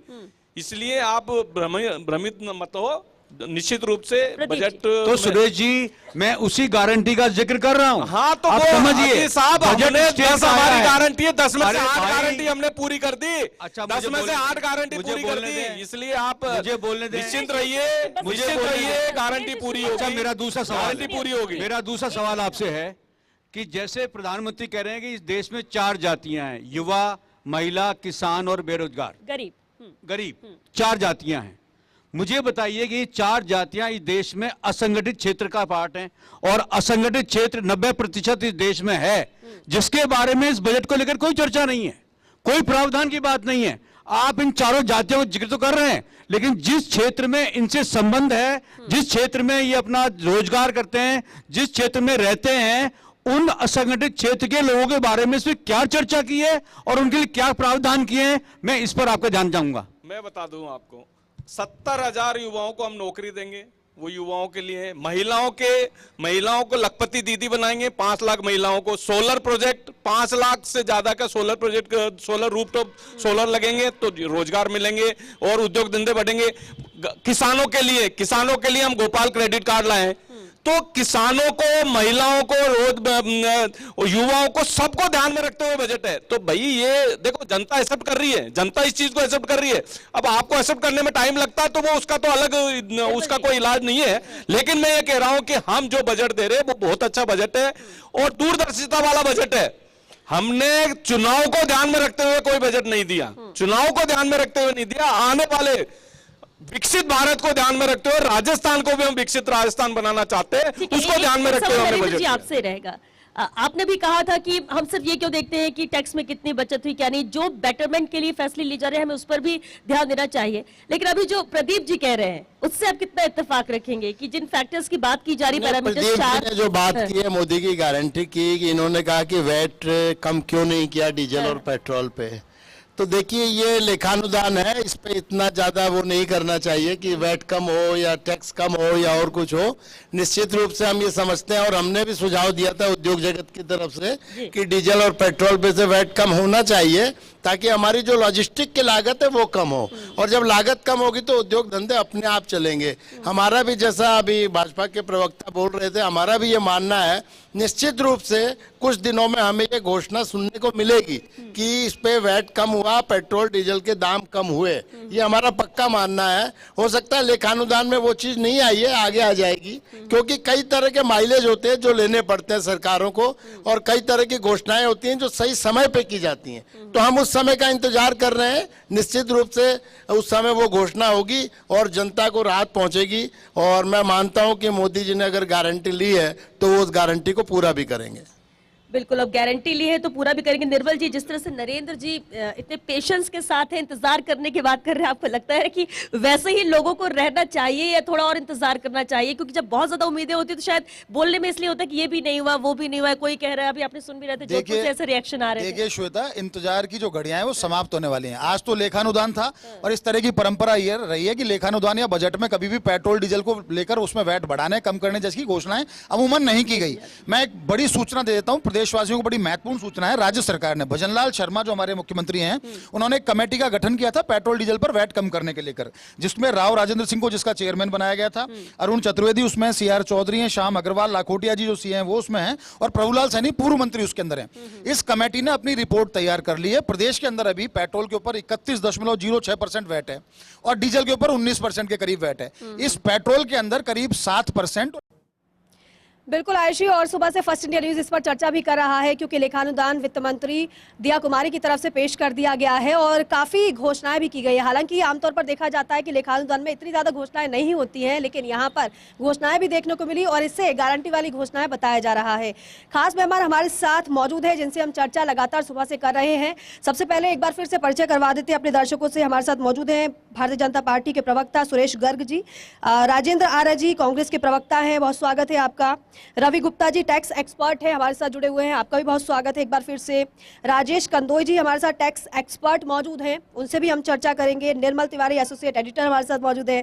विमल कोठारे जी भी हमारे साथ मौजूद हैं, एसोसिएट एडिटर। विकास जैन प्रबंध निदेशक इंसोलेशन वो भी हमारे साथ मौजूद हैं, आपका भी बहुत स्वागत है। साथ सभी से हम एक एक कर चर्चा करेंगे, लेकिन निर्मल जी, क्योंकि तबादलों का जिक्र हो रहा था, लंबे समय से इंतजार भी था और तबादले जिन पर से प्रतिबंध हटा भी लिया गया है भजनलाल सरकार की तरफ से, एक तरफ लेखानुदान तो दूसरी तरफ तबादलों से प्रतिबंध हटाना, सबसे पहले इस पर प्रतिक्रिया आपकी। देखिए दीपिका, निश्चित तौर पर हमारे युवा साथी शिवेंद्र परमार ने जो रिपोर्ट दी, निश्चित तौर पर इसका बड़े लंबे समय से इंतजार हो रहा था और एक ये स्वाभाविक प्रक्रिया है, क्योंकि इनको ट्यूनिंग ट्रांसफर कहा जाए तो ज्यादा ठीक है, क्योंकि जब सूबे में सरकार बदलती है तो उन जो नए मंत्री बनते हैं या जिस स्तर पर जो जिनको जिम्मेदारी दी जाती है वो चाहते हैं कि वो अपने सिस्टम को फाइन ट्यून करने के लिए अपने लोगों को लेकर के आए। और चूंकि ये तो वित्त वर्ष की अंतिम तिमाही चल रही है, 1 महीना बाकी है, अगले वर्ष माफ कीजिए अगले महीने 31 मार्च तक का वित्त वर्ष है उसमें समाप्त हो जाएगा, तो ऐसे में टैक्स कलेक्शन बहुत बड़ी एक चुनौती होती है। तो ऐसे में खुद के लोगों को लाना ताकि राजस्व लक्ष्यों की पूर्ति की जाए, इसलिए ये बहुत जरूरी है। और जैसे ऐश्वर्य प्रधान ने भी कहा कि लोकसभा चुनाव में तो ज्यादा रिस्क नहीं ली जाती कि बहुत बंपर इसमें ट्रांसफर होंगे, लेकिन हाँ, इसमें जो भी तबादले किए जाएंगे वो उस स्तर पर तबादले होंगे जब जो मंत्री जो बनाए गए हैं वो अपने लोगों को, अपने विश्वास के लोगों को अपने साथ लाएं ताकि एक सिस्टम को फाइन ट्यून करके टैक्स कलेक्शन की बात है उन लक्ष्यों को पूर्ति की जा सके। और जो भी निर्णय राज्य सरकार ने खासकर लेखानुदान में जिस तरह की घोषणाएं की हैं या जो 100 दिवसीय कार्य योजना थी उसका किस तरह से तेजी से और सफल क्रियान्वयन हो सके, इस वजह से ये ट्रांसफर्स के ऊपर बैन हटाया गया है। और चूंकि इसके तुरंत बाद ऐसी उम्मीद भी है कि लोकसभा चुनाव को लेकर आचार संहिता लग सकती है, तो इस अल्प अवधि के अंदर, ये 11 दिन की जो अवधि है 10 फरवरी से लेकर 20 फरवरी तक की, इसके अंदर एक सीमित संख्या में ट्रांसफर जरूर किए जाएंगे, लेकिन वो अहम होंगे टैक्स कलेक्शन के लिहाज से, अहम होंगे सिस्टम को चलाने के लिहाज से, अहम होंगे गुड गवर्नेंस के लिहाज से। दीपिका बिल्कुल, और चलिए लेखानुदान पर चर्चा करते हैं। राजेंद्र आर्य जी, क्योंकि जाहिर सी बात है विपक्ष है, विपक्ष तो कमियां गिनाएगा भी और काम भी है विपक्ष का कमियां गिनाना। यहाँ पर क्योंकि सरकार की तरफ से कई घोषणाएं हुई हैं, 17,000 भर्तियों की बात कही गई है और साथ ही साथ 150 रुपये पेंशन में बढ़ोतरी की गई है। इसके अलावा अगर रोडवेज की बात करें तो वहाँ पर भी बुजुर्गों और महिलाओं के लिए 50% की छूट दी गई है। किस तरीके से आप इन घोषणाओं को देख रहे हैं, कौन सी कमियाँ आपको नजर आती है जो रह गई है, और साथ ही साथ क्या वाकई में कमियाँ है या फिर कुछ अच्छा भी है? देखिए दीपिका जी, जहाँ तक इस बजट की या लेखानुदान की बात है तो निश्चित रूप से इसमें वो सब चीज़ें होनी चाहिए थी जो नहीं है। अब जैसे पशुपालकों के लिए कामधेनु पशु बीमा योजना हमने जिस तरीके से दे रहे थे हम 40,000 रुपये, वो नहीं है। जैसे हम पशुपालकों को दूध पे 5 रुपये 1 लीटर के ऊपर बोनस दे रहे थे, उस पर भी कोई बात नहीं की गई है। और जहाँ तक उज्ज्वला की जो बात करें ना, ये बार बार कह रहे हैं कि साहब मोदी जी की गारंटी पूरी होगी, तो मैं आपको बताना चाहता हूँ, कल 4 तारीख की एक खबर थी जिसके अंदर बताया गया कि 5,94,000 अभी तक उज्ज्वला के अंदर इन्होंने रजिस्ट्रेशन किए, जो कि ये कैंप लगा के कर रहे हैं। उनमें से भी 4 लाख जो है ना वो अभी पेंडिंग है। तो आप एक तरफ कहते हैं साहब उज्ज्वला के 70 लाख है, कभी कहते हैं 73 लाख है, एक्चुअल में हमारे टाइम में तो हम कह रहे थे भाई 76 लाख उज्ज्वला के हैं। तो आप इस डेटा को कंसिस्टेंट भी नहीं मान रहे, आपका डेटा ऐसे ऐसे वेरी करता है। फिर दूसरा, इंदिरा गांधी शहरी रोजगार गारंटी, जो हम शहरी क्षेत्र के गरीबों को रोजगार देने की बात थी, उसके ऊपर कुछ नहीं है। डोमेस्टिक सेक्टर के अंदर जो हम 100 यूनिट बिजली फ्री दे रहे हैं और एग्रीकल्चर सेक्टर में 2000 यूनिट बिजली फ्री दे रहे हैं, उसके बारे में भी कोई नहीं। खरीद का सीजन चल रहा है, फसल है, मूंगफली की खरीद नहीं हो रही है, एमएसपी पे कुछ भी नहीं बोला गया जहां गारंटी देने की बात हो। आपने कहा कि भाई किसानों को हम 2000 रुपए बढ़ा दिए, आपने जबकि वादा किया था कि आप 6000 को बढ़ा के 12000 करेंगे, लेकिन आपने यहाँ पे 2000 रुपए बढ़ाए। तो ये तमाम बातें हैं जिनके ऊपर इस बजट में कुछ नजर नहीं आता। युवाओं की रोजगार की बात है, जहां तक अहिंसा निदेशालय हमने बनाया, सरकारी विभाग बनाया, उसके अंदर हम 50,000 महात्मा गांधी प्रेरक लगाने वाले थे, उसके ऊपर कोई नहीं है। राजीव गांधी युवा मित्र जो हमारे आईटी सेक्टर के अंदर इनोवेशन और सरकार की योजनाओं को जनता तक पहुंचाने का कार्य कर रहे थे, उन 5,000 हमारे राजीव गांधी युवा मित्र उनको भी हमने नौकरी से निकाल दिया। आज वो युवा मित्र शहीद स्मारक पे धरने पे बैठे हुए, उनमें से एक की तो शायद मृत्यु भी हो गई है। तो ये तमाम बातें हैं। ये सरकार एक तरफ युवाओं की बात करती है लेकिन युवाओं के लिए कुछ भी नहीं करती है। अब फिनटेक पार्क हमने घोषित किए थे, फिनटेक पार्क, अब उन्होंने फिनटेक पार्क की जगह हाईटेक कहना लग गए। तो आज फिनटेक पार्क के ऊपर है, चाहे हमने जोधपुर के अंदर मारवाड़ मेडिकल यूनिवर्सिटी की बात हो, चाहे जयपुर के अंदर यूनिवर्सिटी की बात हो, और भी दिव्यांग यूनिवर्सिटी की बात हो, ये तमाम चीजें हमने जो की थी उनके ऊपर इस बजट में कुछ नहीं कहा गया कि वो जो 23-24 में हमने जो बजट पेश किया था माननीय मुख्यमंत्री जी ने, उसके अंदर जो जो घोषणाएं थी, जिन जिन चीजों के लिए हमने लैंड एक्वायर कर ली, बजट प्रोविजन कर दिया, उन योजनाओं के ऊपर भी इस बजट के अंदर कहना चाहिए था। चलिए ठीक है, लौटेंगे राजेंद्र जी आपके पास। राजेश कंदोई जी आपका रुख करना चाहेंगे, क्योंकि टैक्स की बात की जाए, मंडी टैक्स समाप्त करने के साथ साथ कई और फैसला लिया गया, लैंड टैक्स को भी समाप्त कर दिया है। इसको किस तरीके से देख रहे हैं आप, कितना कारगर ये साबित होगा आगे आने वाले समय में? जिस तरह से अभी लेखानुदान में इन्होंने मंडी टैक्स को समाप्त किया है गुड़ और चीनी के ऊपर, तो निश्चित रूप से कुछ आम आदमी को राहत मिलेगी, गुड़ और चीनी के भाव थोड़े कम होंगे। लैंड टैक्स से अधिकतर जो इसका फ़र्क पड़ रहा है वो माइनिंग सेक्टर में और औद्योगिक सेक्टर में ही इसका लाभ मिलेगा। और मूल रूप से जिस तरह से राजस्थान की इकोनॉमी में अभी जो सबसे बड़ा चैलेंज है वो राजस्थान का सरकार का कर्जा है, जो 6.25 लाख करोड़ रुपए पहुंच गया, और उसके ऊपर जो सरकार ने इकोनॉमिक रिवाइवल टास्क फोर्स बनाने की जो बात की है, उससे मुझे लगता है, क्योंकि इस राजस्थान की इकोनॉमी को रिवाइवल करने के लिए सबसे अधिक अभी औद्योगिक निवेश की या पूंजी निवेश की जरूरत है। और बीजेपी ने अपने घोषणा पत्र में भी कहा था कि हम 5 लाख करोड़ रुपए का निवेश राज्य में लाएंगे। तो अगर 5 लाख करोड़ का निवेश राज्य में आता है या टास्क फोर्स उसके ऊपर पे काम करती है, तो उस निवेश आएगा तो आप मान लीजिए कि लगभग ऐसा माना जाता है कि 4 से 5% उस निवेश का राज्य के कर में योगदान आ जाएगा हर वर्ष, और वह वर्ष दर वर्ष योगदान आ जाता है। तो अगर 5 लाख करोड़ का निवेश सरकार या उसकी टास्क फोर्स लाने में सक्षम होते हैं, तो जो राजकोषीय घाटा है हमारा 66,000 करोड़ का, उसकी पूर्ति हो जाती है और राज्य का बजट सरप्लस में आ जाता है। तो मुझे लगता है कि जैसे पूर्ववर्ती सरकार ने निवेश सबमिट भी करी थी अक्टूबर 2022 में जी, और उसमें उन्होंने 10,45,000 करोड़ रुपए के MOU भी करे थे, लेकिन इधर मुख्यमंत्री जी उद्योगपतियों के साथ में MOU कर रहे थे, उधर उनकी पार्टी के नेता उन उद्योगपतियों को चोर बता रहे थे, उनको गालियां दे रहे थे। तो मुझे लगता है कि उस समय में सरकार के पास में पॉलिसी में एक मतभेद था, एक पॉलिसी पैरालिसिस था। अब अगर केंद्र सरकार और राज्य सरकार मिलकर के इसके ऊपर योजना बनाती है और निवेश को प्रोत्साहित किया जाता है, तो निश्चित रूप से इकोनॉमी को रिवाइवल मिलेगा।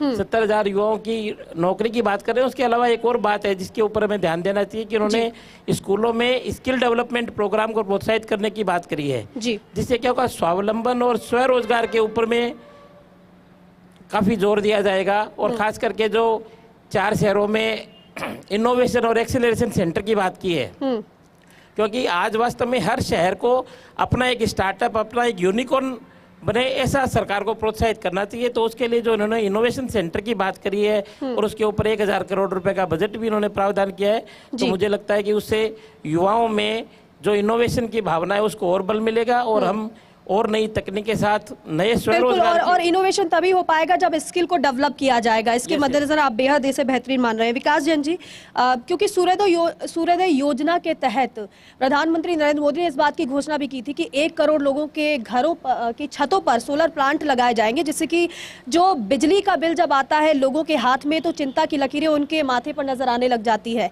लेकिन ऐसे में बिजली का बिल भी कम आएगा और साथ ही साथ बिजली उत्पादन भी हो पाएगा और बिजली को बेच भी पाएंगे। इस नज़रिए से देखा जाए प्रदेश में तो 5 लाख घरों में सोलर प्लांट लगाने का उद्देश्य रखा गया है, लक्ष्य रखा गया सरकार की तरफ से। इसे किस तरीके से देख रहे हैं, कितना कारगर साबित हो सकता है आगे आने वाले समय में, और जिस तरीके से घोषणाएं की गई हैं, जो प्लानिंग की जा रही है, उसे कैसे देख रहे हैं आप? देखिए, जो प्रधानमंत्री जी की योजना है सूर्योदय योजना, उसी की तर्ज पे राजस्थान के बजट में भी प्रोविज़न किया गया है 5 लाख घरों के ऊपर जल्द से जल्द उनको सोलराइज करने का। हम लोग जब से सरकार नई बनी है कंटिन्यू ऊर्जा मंत्रालय के संपर्क में, और ऊर्जा डिपार्टमेंट, एनर्जी मिनिस्ट्री या जो ये सारे डिपार्टमेंट बहुत तेज़ी से लगे हुए हैं कि जो काफ़ी टाइम से सोलर के जो प्रोजेक्ट अटके हुए थे उनको जल्दी से जल्दी क्लियर किया जाए। और कल ही सरकार ने एक बहुत बड़ा नोटिफिकेशन निकाला है जिसमें सोलर रूफटॉप्स इंडस्ट्रियल प्रोजेक्ट्स जिनकी कैपेसिटी सरकार ने पहले 500 किलोवाट की मैक्सिमम करी थी, उसको तुरंत ही सरकार ने बढ़ा के 1 मेगावाट किया, जिसका सभी वर्गों ने उसका बहुत स्वागत किया। जो ये सरकार की योजना है सूर्योदय योजना, ये गरीब परिवारों के लिए है। ये उनको सोलर के थ्रू बिजली के बिल से तो निजात दिलाएगा ही दिलाएगा, प्लस उनको कुछ ना कुछ एडिशनल इनकम भी होगी इसके थ्रू। इस योजना की डिटेलिंग अभी आनी बची है, लेकिन बहुत जल्दी से जल्दी इसमें राजस्थान में भी लगने लगेंगे, ऐसी हमें आशा है। और इससे उनको तो फायदा होगा ही होगा, प्लस कि जो राजस्थान के अंदर सोलर का कारोबार करते हैं, हमारी जैसी अनेक कंपनियां जो सोलर का कारोबार करती हैं, उनको भी बेनिफिट होगा ही होगा इससे। बिल्कुल। राजेश, रवि गुप्ता जी, माफ़ कीजिएगा, रवि गुप्ता जी, क्योंकि रोज़गार को बढ़ावा देने की बात आपकी तरफ से भी कही गई, और 70,000 नौकरियों की अगर बात की जाए तो निश्चित तौर पर युवा जो चाहते हैं उनको रोज़गार मिले, लेकिन सबसे बड़ी बात ये भी हो जाती है कि रोज़गार तो मिले लेकिन परिणाम भी आए और नियुक्तियाँ भी हो। लेकिन इसके साथ साथ जो स्किल पर सबसे ज़्यादा फोकस किया जा रहा है, आपको लगता है कि स्किल जब डेवलप होगी तो फिर स्वरोजगार के और अग्रसर लोग होंगे, और साथ ही साथ रोजगार के अवसर जो तलाशते हैं लोग, क्योंकि यही कहा जाता रहा है कि रोजगार लेने वाला नहीं बल्कि रोजगार देने वाला बनना है। तो आप मान रहे हैं क्या घोषणाएं जो जिस तरीके से हुई हैं वो आगे आने वाले समय में स्वरोजगार की ओर अग्रसर करेंगी लोगों को? स्किल पर ध्यान दिया जा रहा है सबसे ज्यादा। जी, मेरा ये मानना है कि कोई भी विकासशील अर्थव्यवस्था को विकसित अर्थव्यवस्था बनाने के लिए जो सबसे ज़रूरी है वो ये है कि स्वरोजगार पे ध्यान दिया जाए। हम आम आदमी यहाँ पे युवा जो हैं, अगर वो उम्मीद करते हैं कि सरकारी नौकरी सबको मिल जाए तो वो संभव नहीं है, क्योंकि एक सीमा होती है, उसी लेवल तक केवल सरकारी नौकरियां दी जा सकती है, और सरकारी नौकरियां देने से कभी देश का जो विकास है वो संभव नहीं है। उसके लिए ज़रूरी है कि जो युवा हैं वो इतने एम्प्लॉयबल हों कि खुद ब खुद उनके लिए रोजगार आए। और जब यहाँ पे समस्या, जो भारत की समस्या है या राजस्थान की अगर सिर्फ बात करें तो राजस्थान में ब्रेन की कमी नहीं है। यहाँ पे जो स्किल्ड मैन पावर है वो काफ़ी हैं। यहाँ के जो प्रोफेशनल्स हैं, chartered accountants, company secretaries, doctors, engineers, वो काफ़ी नंबर ऑफ पॉपुलेशन है यहाँ पे जो स्किल्ड मैन पावर है। लेकिन समस्या ये है कि यहाँ की दूरदर्शी सरकार जो है, उनकी दूरदर्शी सोच कभी नहीं रही। इस वजह से यहाँ पे कभी उद्योग धंधे नहीं पनप पाए, कॉरपोरेट्स नहीं आ पाए, उसकी वजह से उनको दूसरे शहरों का रुख करना पड़ता है। अब भाजपा सरकार की जो नीति लग रही है वो स्पष्ट नीति ये लग रही है कि राजस्थान में उद्योग का माहौल बना जाए, व्यापार का माहौल बनाया जाए, प्राइवेट सेक्टर और पब्लिक सेक्टर मिलकर पीपीपी मॉडल पे काम करें, स्किल्स के जो प्रोग्राम है वो चलाए जाए ताकि यहाँ के युवा स्किल्ड बन पाए, और इन्वेस्टमेंट आकर्षित करके जो उद्योगपति हैं उनका विनियोग राजस्थान में लाके यहाँ फैक्ट्रियां लगाई जाएं। जैसे सौर ऊर्जा एक बड़ा राजस्थान का स्रोत है जिसमें राजस्थान लीड करता है ऑल इंडिया को, और यहाँ पे काफ़ी संभावनाएं हैं भी। तो ऐसे क्षेत्रों को आगे लाने के लिए यहाँ पे प्रयास किए इस बजट में। तो मुझे उम्मीद है अगले 5 साल में राजस्थान जो आज स्थिति है, यहाँ के युवाओं को पलायन करना पड़ रहा है, जो दूसरे राज्यों की तरफ उनको देखना पड़ रहा है, वो शायद इसमें कमी आएगी और स्वरोजगार की तरफ हम एक सही दिशा में हम आगे बढ़ेंगे। ये बजट साफ बयां करता है। बिल्कुल विमल कोठारी जी, क्योंकि देश का विकास होने के लिए प्रदेश का विकास होना बहुत ज़रूरी है, और ये वाकई में सही बात है, क्योंकि और प्रदेश का विकास होने के लिए गांव ढाली कस्बे का विकास होना भी ज़रूरी है। ऐसे में ये जो घोषणाएं की गई हैं इसे किस तरीके से देखा जाए? क्या आपको कुछ और भी ऐसा लगता है कि कुछ और घोषणाएं हो सकती थी, या फिर हम ये कहें कि लेखानुदान जो होता है उसमें ज़्यादा आमतौर पर हम देखते हैं कि घोषणाएं ज़्यादा नहीं होती, लेकिन यहाँ पर घोषणाएं नजर आई हैं? देखिए दीपिका जी, जहाँ तक घोषणाओं की बात करें, घोषणाओं से ज़्यादा जरूरी इस बात की है कि इसमें इसका इम्प्लीमेंशन कैसे हो। अभी जो लेखा अनुदान में जो घोषणाएं हुई है वो घोषणाएं बहुत सही है, इससे ज़्यादा अपेक्षा भी नहीं की जा सकती। जैसा कि दिया कुमारी जी ने अपने भाषण में भी इस बात का जिक्र किया था कि वो राज्य की अर्थव्यवस्था को पटरी पर लाने की ओर पूरा कृत संकल्प हैं, और इसके लिए जो प्रावधान किए गए हैं वो प्रावधान अभी फौरी तौर पर पूरे नहीं है, लेकिन ये तय है कि जब बजट आएगा, पूर्ण बजट आएगा जुलाई में, उस समय जो घोषणाएं होगी वो सारी घोषणाएं राजस्थान की अर्थव्यवस्था की दिशा तय करेगी। अभी जैसे रवि गुप्ता जी ने भी कहा था कि स्किल डेवलपमेंट की बात है, नए इन्वेस्टमेंट की बात है, तो ये बड़ी अच्छी बात है कि राजस्थान के अंदर जो दिल्ली मुंबई इंडस्ट्रियल कॉरिडोर है, इंडस्ट्रियल फ्रेट कॉरिडोर है, वो सारा उसका बहुत बड़ा हिस्सा राजस्थान से निकल रहा है और उसके आसपास बड़ी संख्या में उद्योग धंधे डेवलप भी हो रहे हैं, और राजस्थान में रोजगार भी पहले की तुलना में कुछ बड़ा है क्योंकि नई इंडस्ट्रीज आ रही है, नया इन्वेस्टमेंट आ रहा है।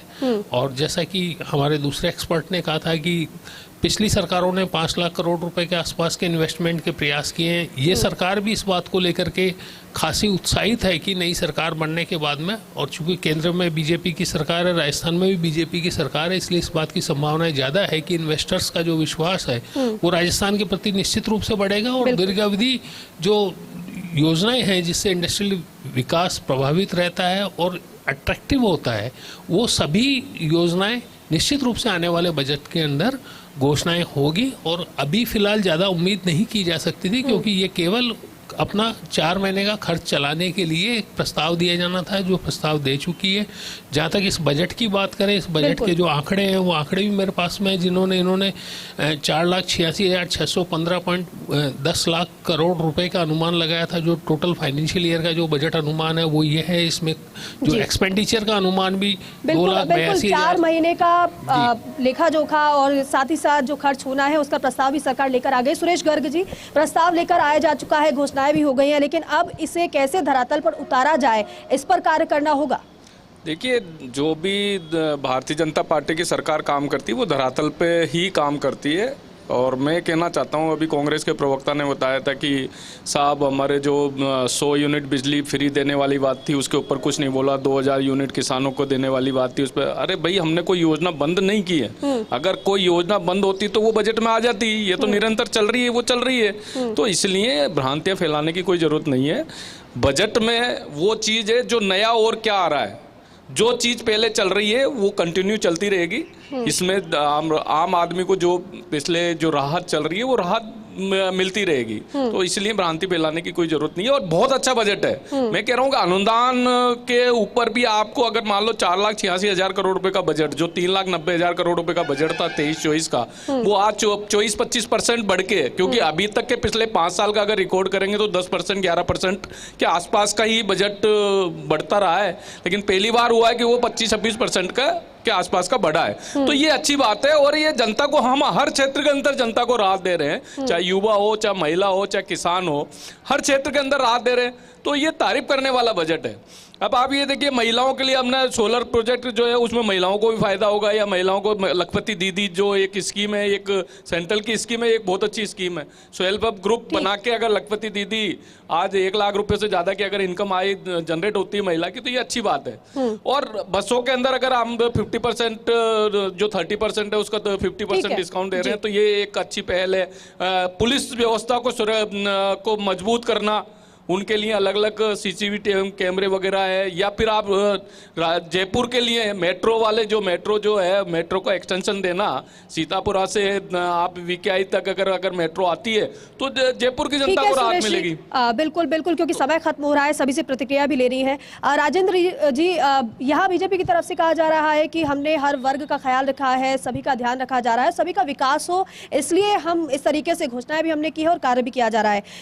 आपकी प्रतिक्रिया इस पर, क्योंकि आखिरी कमेंट आपसे चाहेंगे, किस तरीके से आगे आने वाले समय में किस तरीके से विकास को आप देख रहे हैं? क्या लग रहा है कि जो कमियां जिन्हें आप गिना रहे हैं, वाकई में जो कमियां हैं और आगे आने वाले समय में उसे अगर पूरा किया जाता है तो बड़ी चुनौतियां हैं मौजूदा सरकार के समक्ष?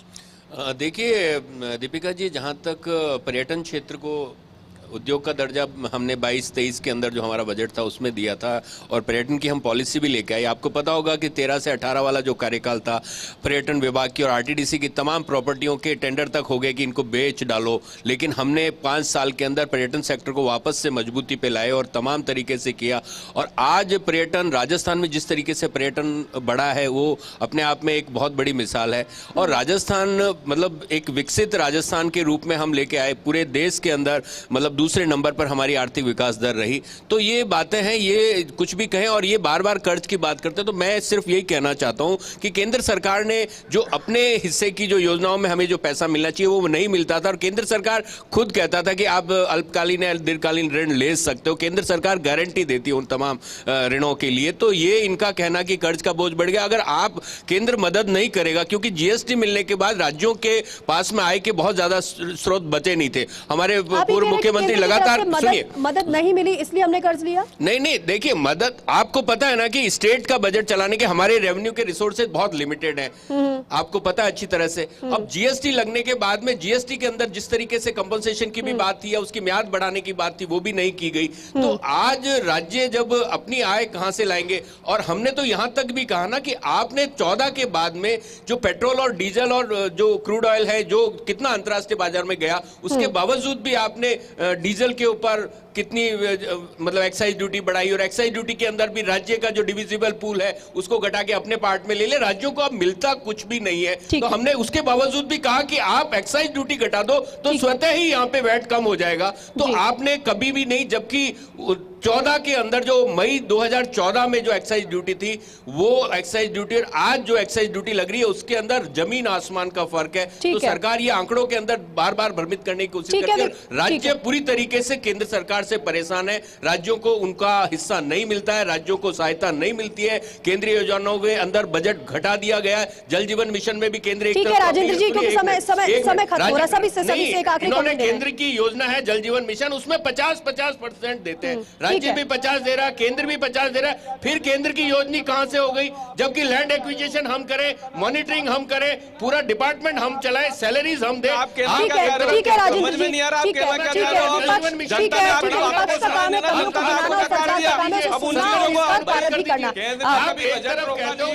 विकास जी, बराबर की योजना में केंद्र की कैसे होगी योजना? कैसे? ठीक है विकास जी, 70% करो, 90% करो, तब वो केंद्र की योजना मानी जाएगी। साहब केंद्र से पैसा नहीं आया तो ऐसे कैसे संभव है? जब आप घोटाला कर रहे हो, घोटाले के सम्राट हो, 20,000 करोड़ रुपए का जल जीवन पकड़ लो ना, घोटाले पकड़ रहे हैं ना। ठीक है राजेंद्र जी, सुरेश जी, ठीक है राजेंद्र जी, सुरेश जी, ठीक है, और भी मेहमान हमारे साथ मौजूद है, उनसे भी हम प्रतिक्रिया उनसे भी ले लेते हैं। विकास जी, ओवरऑल इस पूरी घोषणाओं को देखा जाए, ओवरऑल इस पूरे लेखानुदान को देखा जाए तो क्या कहेंगे, 10 में से कितने मार्क्स?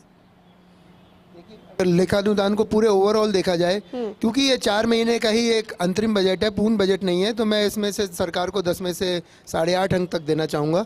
और इसमें उम्मीद है हमें कि जो कमियां रह गई हैं या जो डिमांड पब्लिक की थी वो पूर्ण बजट के अंदर सरकार सारी लेगी, क्योंकि एक तो ये लेखानुदान है, दूसरा अभी सरकार को निर्वाचित हुए, सरकार को पदभार ग्रहण करे हुए 2 महीने हुए, तो बहुत ज़्यादा मैं ये नहीं कहूँगा कि बहुत ज़्यादा उम्मीदें पहले 2 महीने के अंदर ही हमें सरकार से करनी चाहिए। सरकार को थोड़ा सा समय देना चाहिए, और हमें उम्मीद है कि भाजपा सरकार ने जो वादा जनता से किया वो सारे पूर्ण करेंगी। बिल्कुल ठीक है, बहुत बहुत शुक्रिया आप सभी का हमारे साथ जुड़ने के लिए, चर्चा में शामिल होने के लिए, क्योंकि अभी समय तो और भी बाकी है, क्योंकि लेखानुदान है, अभी घोषणाएं की गई है, लेकिन ये सरकार की तरफ से कहा जा रहा है कि अभी जो बाकी घोषणाएं जिसका जिक्र हमने किया था, आगे जब पूर्णकालिक बजट आएगा उसमें हम उन वादों को जरूर पूरा करेंगे। बहरहाल घोषणाएं तो की गई, लेकिन बड़ी बात यह भी है कि इन घोषणाओं को किस तरीके से धरातल पर उतारती है सरकार, और साथ ही साथ जो जनता है जो आस लगाए बैठी है सरकार से कि हमारे वादों को भी पूरा किया जाएगा, साथ ही साथ उम्मीदें बहुत ज्यादा हैं, उम्मीदें भी हमारी पूरी होंगी आगे आने वाले समय में।